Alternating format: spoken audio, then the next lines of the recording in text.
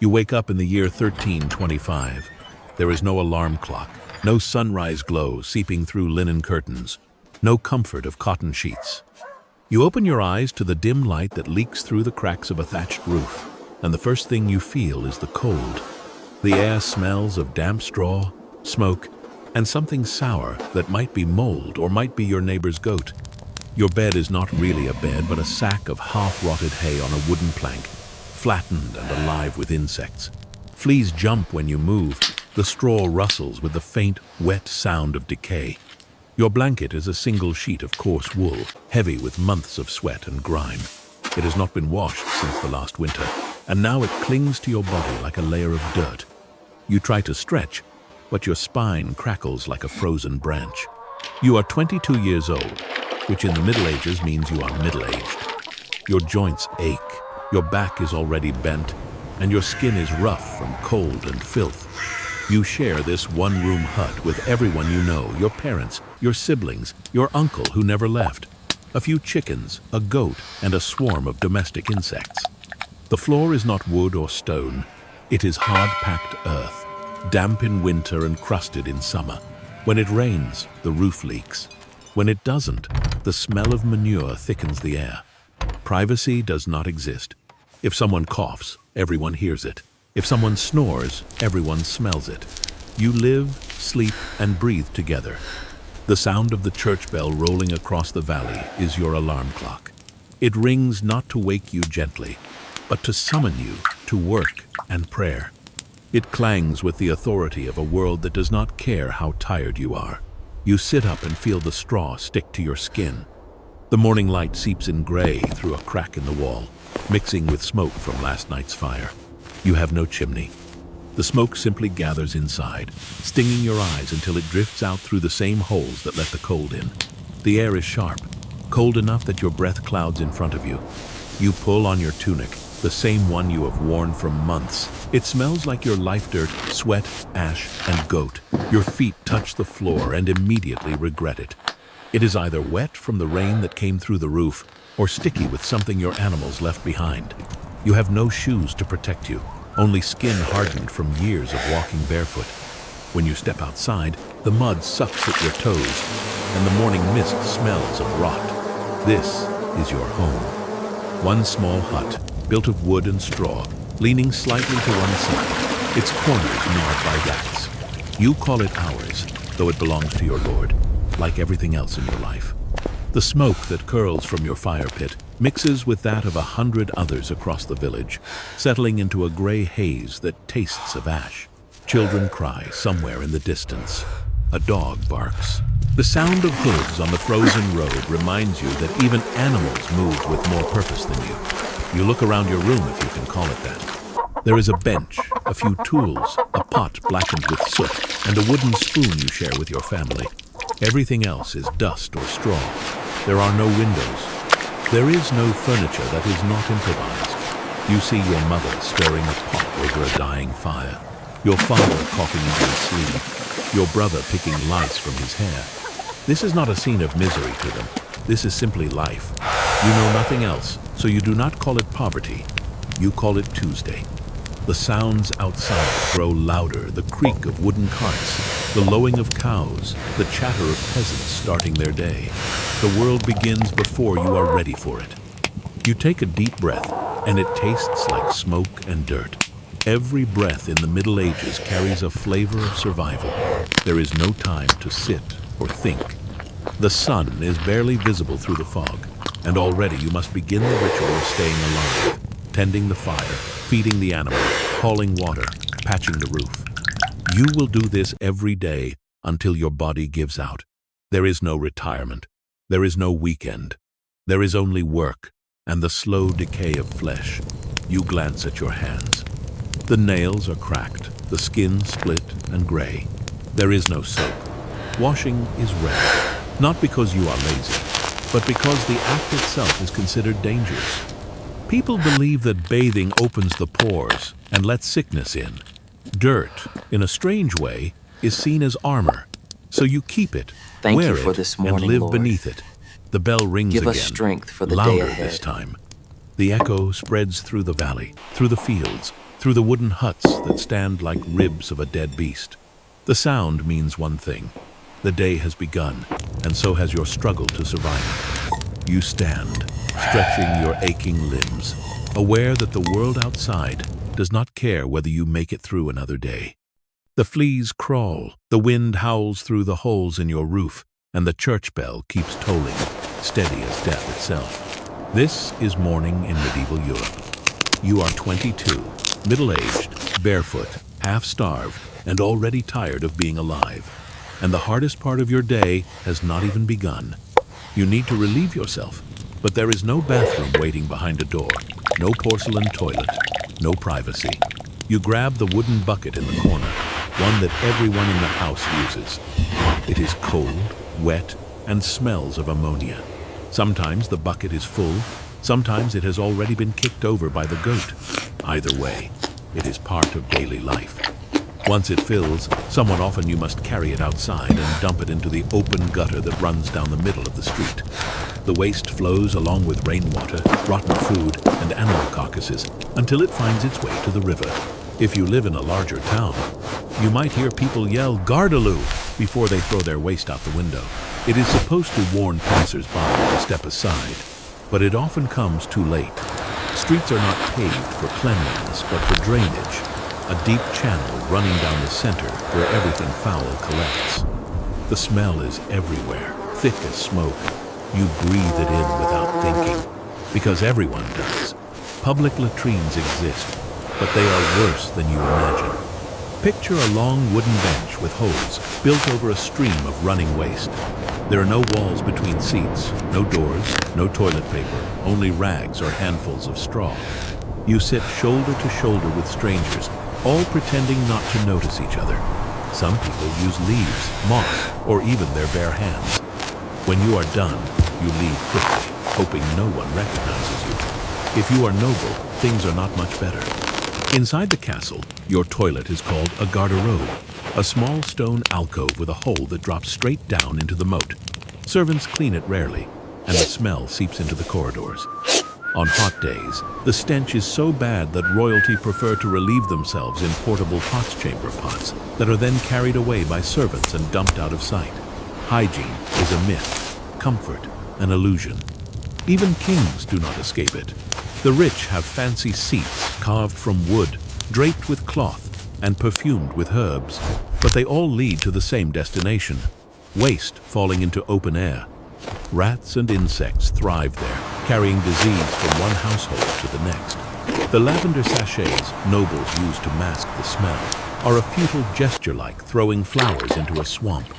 In cities, sanitation is a catastrophe waiting to happen. The narrow alleys funnel waste from hundreds of homes into one stream. When it rains, the filth rises to your ankles. When it dries, the dust settles on your food. People fall sick constantly. The same water used to wash clothes is used to brew beer, rinse dishes, and sometimes even drink. Contamination is not the exception. It is the rule.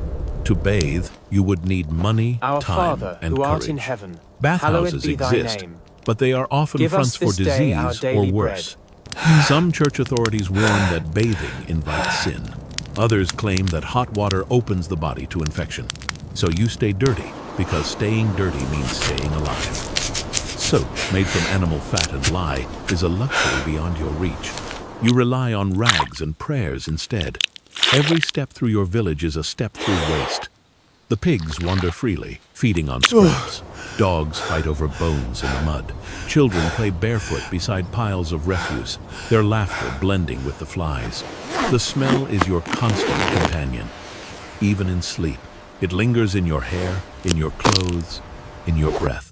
It is the scent of medieval life itself, an odor that belongs to everyone and to no one. You do not complain because there is no better alternative. Cleanliness is for the afterlife. Here, on earth, you live with what you are given: a bucket, a street, and the endless cycle of waste that defines civilization in the year 1325. Breakfast in the year 1325 is not a moment of comfort. It is a test of endurance. The first meal of the day is not meant to delight your taste buds or lift your mood. It is meant to fill the space inside your stomach, just enough to keep you from fainting while you work. The food sits heavy, bland, and endlessly repetitive. You eat what the land gives, or what it refuses to give. You sit near the dying fire where your mother has been stirring the same pot since yesterday.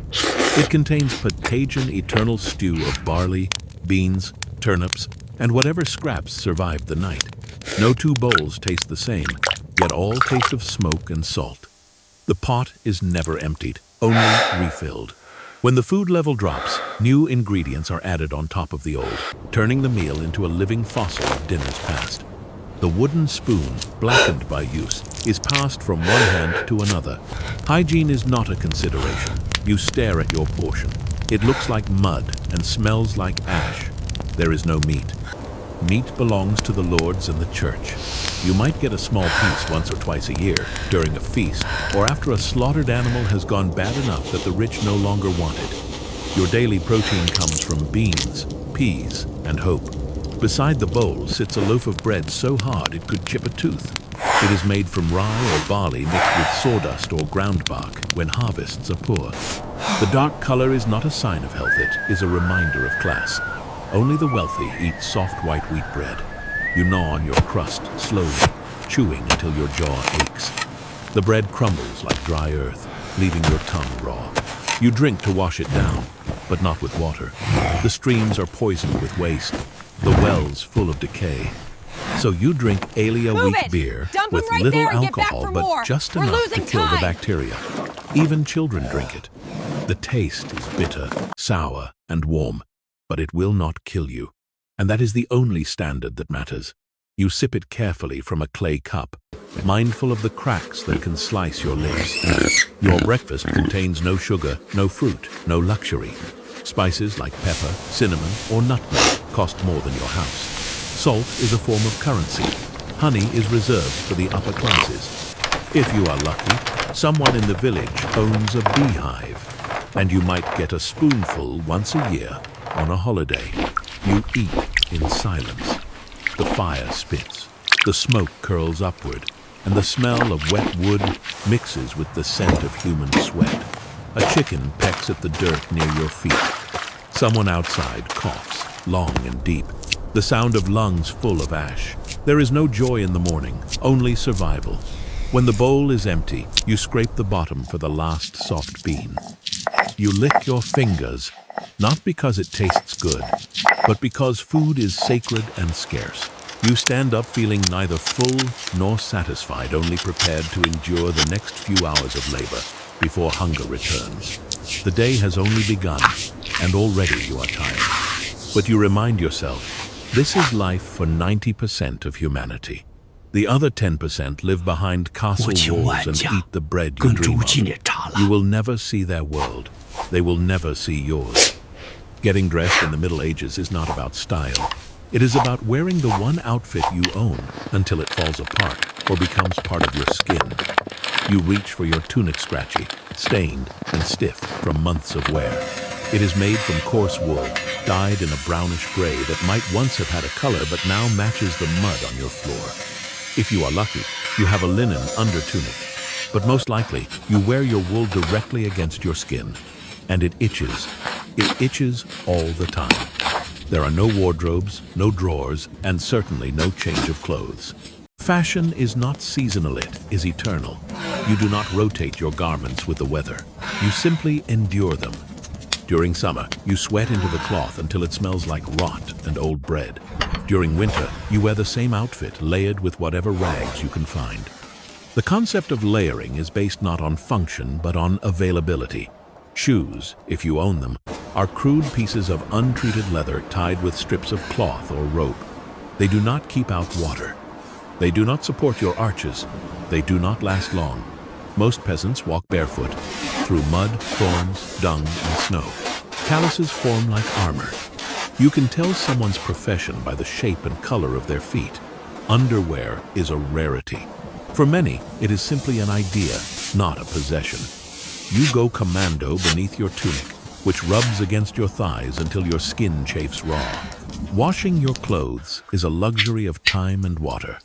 To clean them, you would need to haul water from a stream, or, well, heat it over a fire, scrub with ashes or harsh lye, and beat the fabric against rocks. And even then, the dirt does not fully come out. The smell remains, the stiffness remains. Your clothes are home to an entire ecosystem. Fleas, lice, and bedbugs live in the seams, feeding on your blood and laying eggs in the folds. Everyone has them. Nobles have them. Monks have them.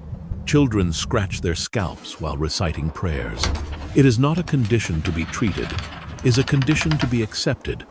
You pick lice from your collar while speaking to neighbors. You scratch your legs during Mass. No one notices, no one cares. The skin beneath your clothes is raw. It flakes. It bleeds. If you develop a rash, you live with it. There is no ointment, no balm, no clean bandages. You might tie a dirty cloth around it, or rub it with goose fat, or ignore it until it becomes infected. And when it does, it stinks. But you already stink, so it blends in. Bathing is a special event. Once a month, perhaps, or on holy days. More often in the summer if you have access to a stream. But the water is cold, the soap is harsh, and the risk of illness looms large. Some people believe that washing removes the protective layer of dirt. They consider it unwise to scrub away what God has built up. The only fabric touching your skin is wool. Thick, heavy, greasy wool that clings when wet and burns when dry. You tie your tunic at the waist with a rope or leather strap. It holds a pouch with your most precious belongings: a knife, a spoon, maybe a flint. Everything else is in your hands or your mouth. You smell like smoke, sweat, mold, and sheep. But you do not notice. The world smells like you. Your home smells like you. The church smells like you. You put on your tunic not for comfort or presentation, but because the day demands it. There is no choice.